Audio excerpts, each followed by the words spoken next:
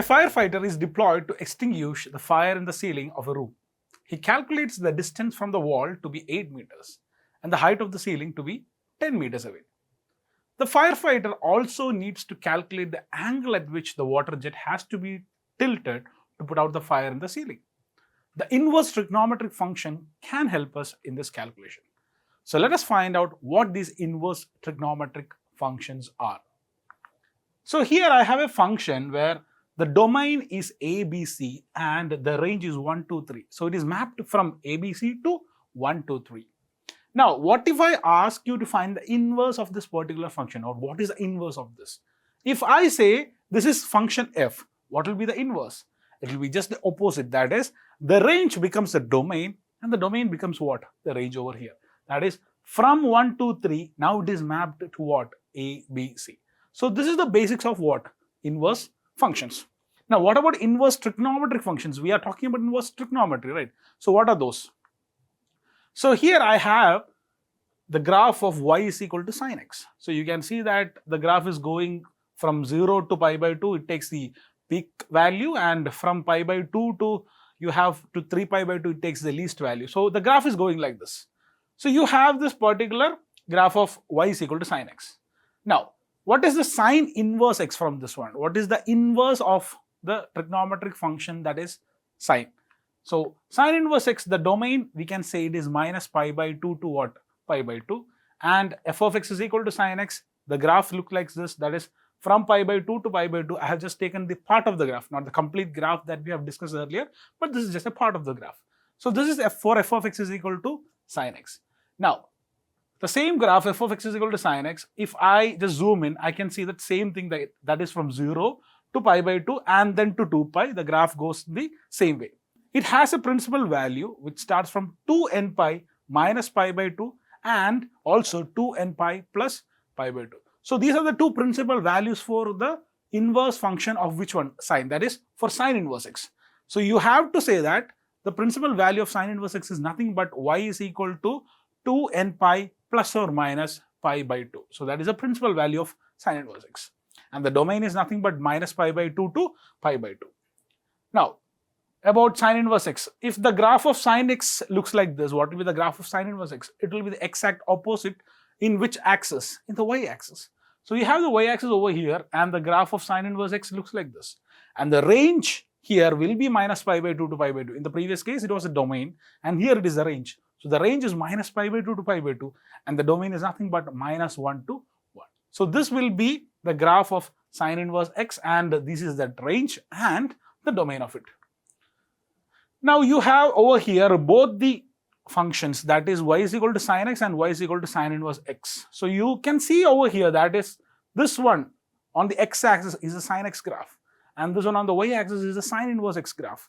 And I can connect these two graphs using a single straight line, that is y is equal to x. And you can see that it is looking like an exact mirror image of this one. That is the sine x graph's mirror image, or if I tilt that sine x and put it in place of what?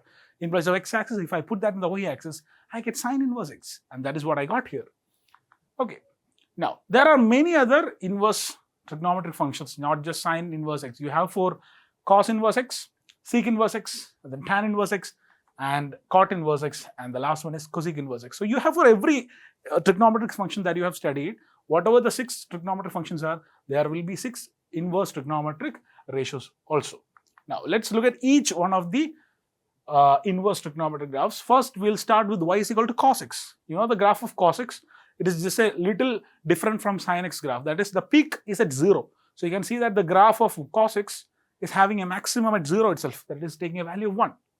And the graph is going like this. Now, moving on to the graph of y is equal to cos inverse x, you can see that the graph of cos x is tilted and the x-axis is now shifted to which one?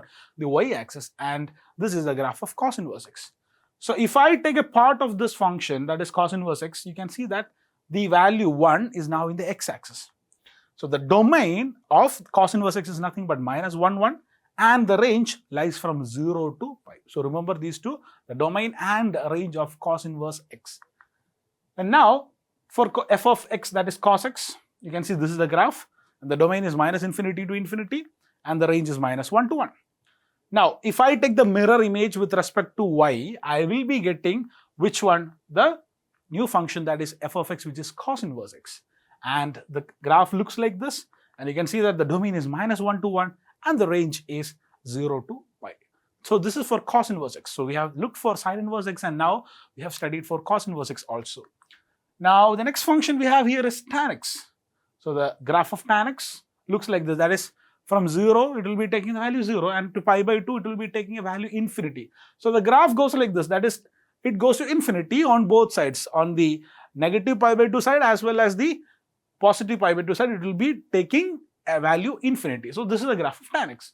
Now what is the range? Minus infinity to infinity. And for f of x, which is tan inverse x, if I take the mirror image of this thing, this function, that is tan x, I'll be getting a graph which is like this. And for this graph, for this function, that is tan inverse x, the domain now here is R. You can put any real number as the domain inside tan inverse, because it all has what? An output. So you can put anything that is R, and the range is minus pi by 2 to pi by 2. And look at the interval, it is a closed interval, that is pi by 2 to minus pi by 2 to pi by 2. So this is for tan inverse x. And now here we have for cosec inverse x and sec inverse x. And you can see that the domain of cosec inverse x is R minus -1 to 1, and the range is 0 to pi minus which value? Pi by 2. So this is for cosec inverse x.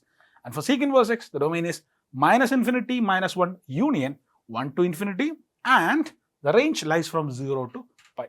So this is for cosec inverse x and sec inverse x. And at last, for cot inverse x, what is the domain and range? The domain is nothing but all real numbers, and the range is minus pi by 2 to pi by 2 minus 0. It cannot give an output 0 because cot inverse x does not take an output 0. So these are the different graphs for all the 6 trigonometric, inverse trigonometric functions, starting from sin inverse x, cos inverse x, and finally we studied for the graph for cot inverse x also. Now we will wind up the session with an example. Find the principal value of sin inverse 1 by root 2. What is the principal value of this particular inverse function? So let y is equal to sin inverse 1 by root 2. We are taking that function as y. Now we know that sin y is 1 by root 2. If sin inverse 1 by root 2 is y, what is sin y? It is 1 by root 2. Now you know that which value of sin, or which angle if I put inside sin, will give us 1 by root 2. We know that. So let's look at here. The principal range of sin inverse x lies from minus pi by 2 to pi by 2, and we know that. So we also know which value inside sin will be giving 1 by root 2, pi by 4. So you can say that sin pi by 4 is equal to 1 by root 2. And remember, whenever you are putting the value pi by 4, that pi by 4 should be lying in between this interval, that is minus pi by 2 to pi by 2. Yes, it is lying. So you can confirmly say that this y should be taking a value how much? Pi by 4. So principal value of sin inverse 1 by root 2 should be taken as pi by 4.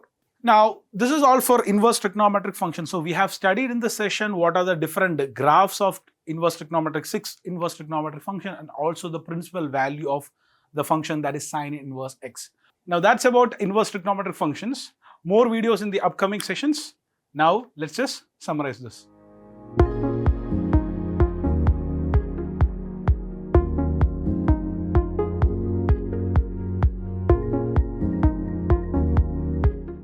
Manorama Horizon. Learning made simple.